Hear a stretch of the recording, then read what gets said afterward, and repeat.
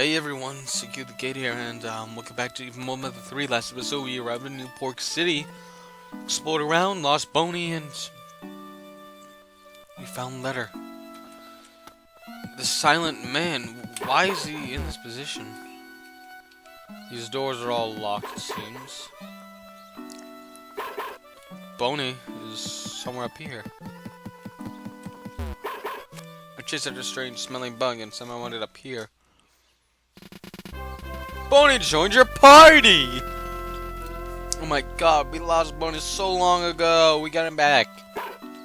But never mind that. Look what's in the next room. Letter.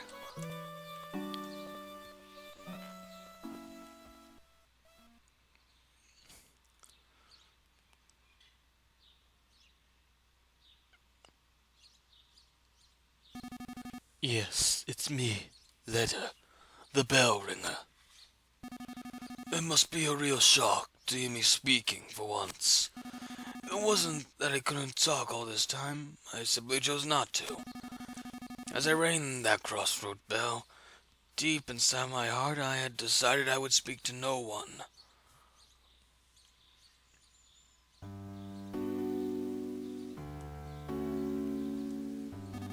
But the secrets I've been guarding now are starting to leak out. Lucas, the time has come to tell you everything.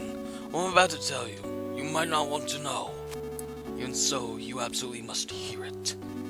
It will be a long story, but please listen to it all. Of course, given who you are and how you've lived, what I have to say will tear at your hearts, and there's just so much to tell, so decide to make that stink bug, trembling behind me, memorize everything I say. Ready, Mr. Stinkbug?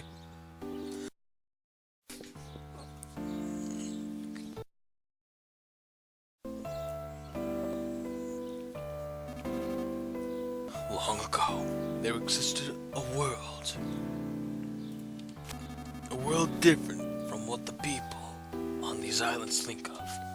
Okay, before I go on, I want to say that cut I had just because, well, my cat kind of ran up and started attacking my chair, and as such, actually scratched my neck, so I had to go check it out for a couple minutes. So, yeah. Sorry if it was awkward. I know, my cat's causing me a little bit of problems, but she's just so cute. She's only a baby, too, so I don't really mind. This world was incredibly big. More people lived on this world than there are grains of sand on these nowhere islands. And no, it may be hard to imagine, but such a world once existed. Understand? At some point, the world wound up destroyed. Naturally, it was humans who destroyed it. In the back of their minds, everyone had an inkling that it would happen at some point. And then it really did happen. And so, the world is no more. Everything so far has been about the end of the world. Did you understand all of it? Yes. Just before the end of a world, a white ship came to these islands. On it were all the people of Tasmily village. Yes, aboard the white ship were those few who had managed to escape the world. The people on the ship still went by their names in the previous world. That white ship plan had been set in place before the world was destroyed. And although they're part of the world, these nowhere islands are a special place. They were once a place that would remain, even if the world was lost. The one and only place where people could survive. And so the white ship arrived at these islands. And then so far as it been about the white ship.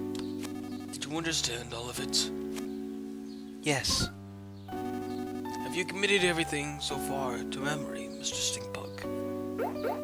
That must be a really smart stinkbugs. The reason these islands are special is because they harbor a giant dragon, nearly as large as the island themselves. Long ago, people lived with the dragon. However, at some point in time, the people and the dragon could no longer coexist. So using the 7 needles, the dragon was placed into a long sleep by the ancestors of the Mad Gypsy people who had lived here since ancient times. Ever since, the Magicies have guarded the needles, in an effort to prevent the dragon from being woken until its power is truly needed. Thus, until the time of its awakening, the dragon continued to sleep as the power of the earth itself. And so, because of the tremendous energy of the dragon hidden deep below, these islands were protected from the end of the world. Everything so far has been about the dragon and the Magicies.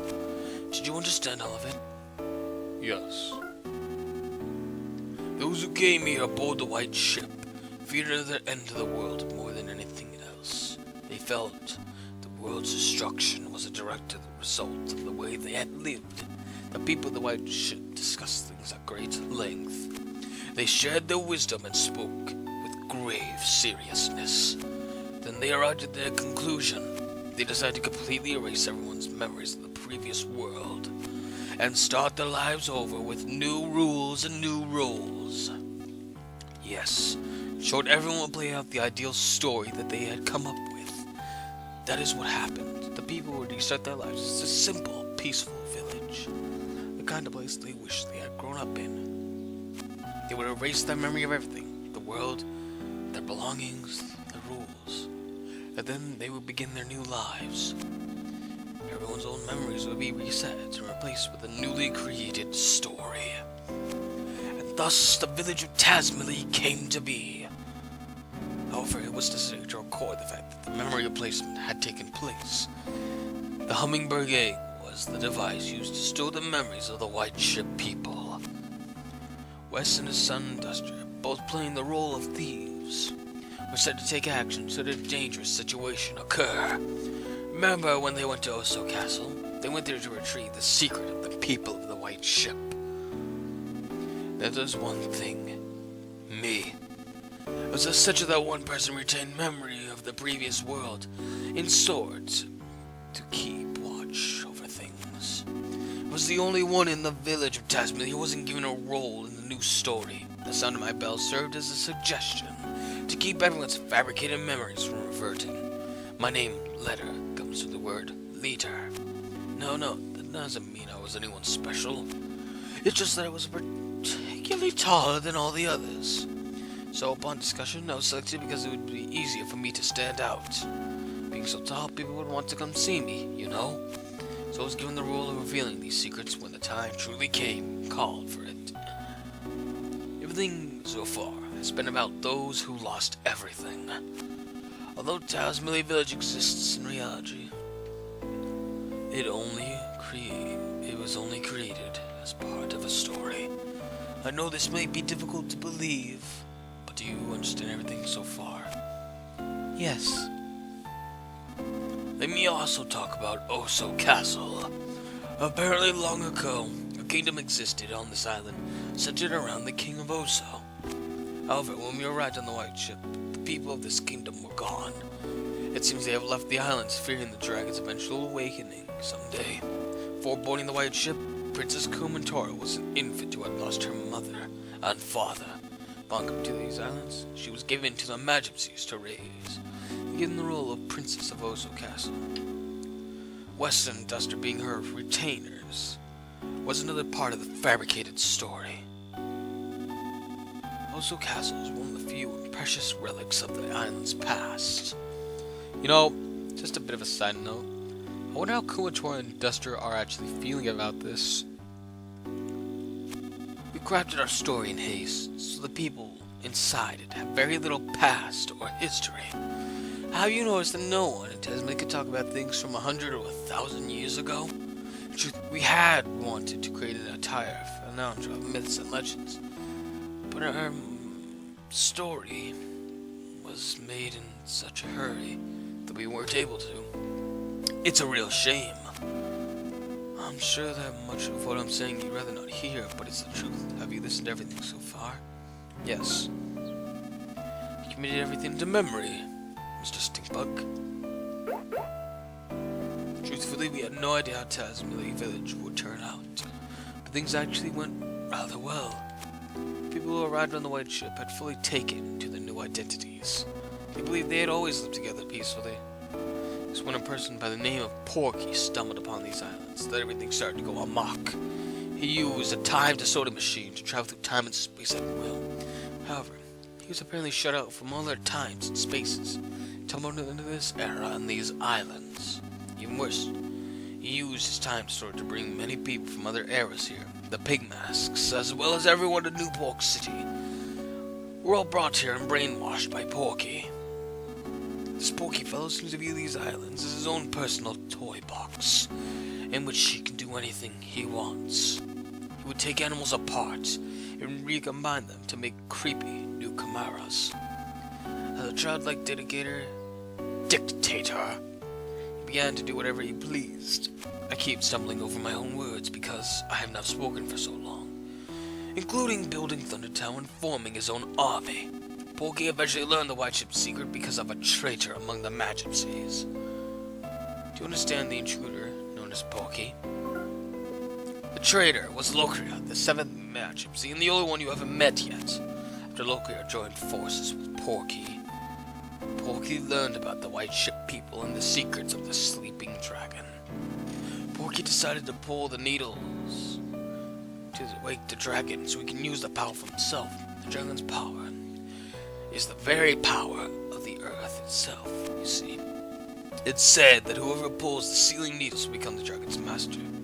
However, only a select few are capable of pulling the dragon's needles. Apparently neither the Majesties nor Porky have that capability, yet the needles are being pulled now. That means Porky is somehow controlling someone who can control the dragon's power. To put a stop to Porky's antics. If we don't, the world will become completely destroyed again, and it'll spell true end for everything. For Porky, that might be the ultimate pleasure, but we can't allow it to happen.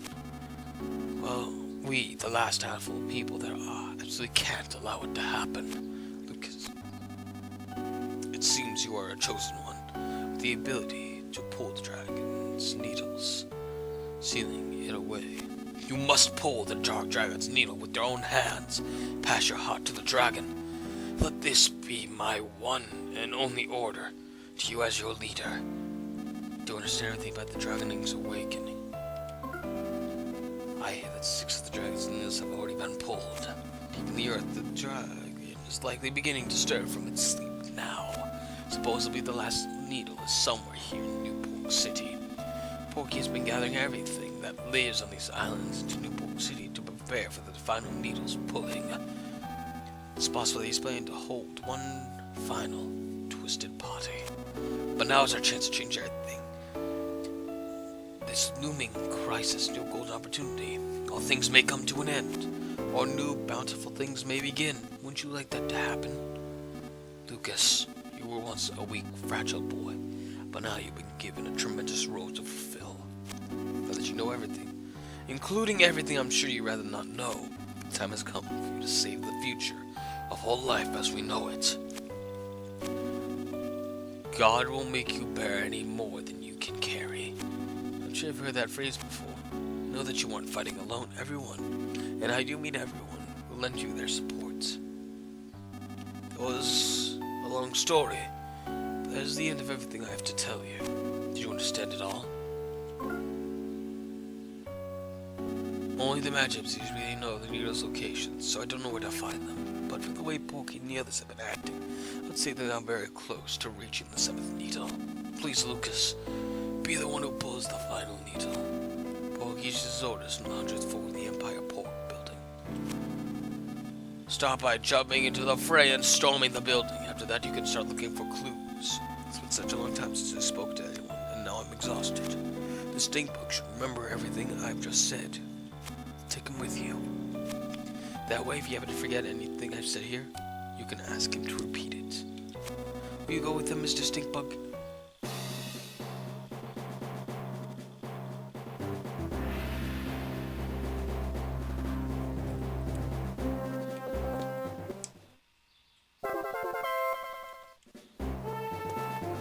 Porky issues his...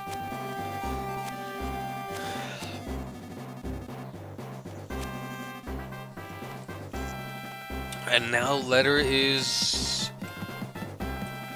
well, his mission's complete.